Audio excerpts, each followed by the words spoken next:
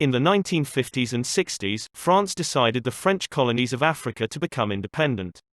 Although the Paris government accepted formal declarations of independence, it called on African countries to sign a so-called Pact for the Continuation of Colonization.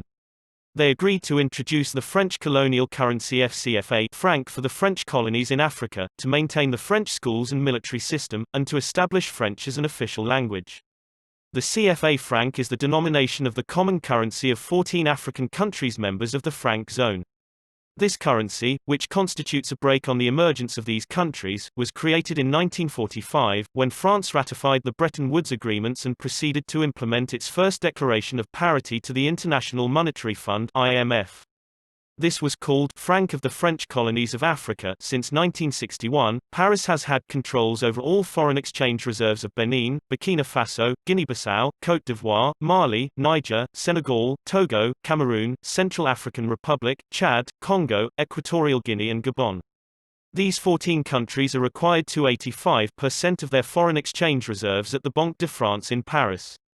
These countries are forced into a colonial tax, a tax that is based on the idea that these countries, despite having independence, owe France for the benefits of France's previous colonial rule. Recently, Morocco has become the new route towards enslaving and depriving Africa her resources. Morocco recently announced aid to African countries to help them in the fight against COVID-19.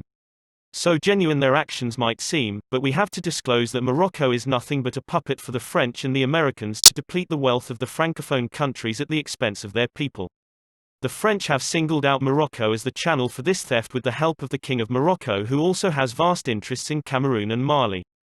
The holier-than-thou attitude and the plastic humility has cost African lives and immense wealth that should have gone to the pockets of the poor.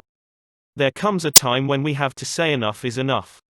We have to fight this crude colonialism and the neo-colonialist united as one. Rise Africa, rise, because we are stronger together.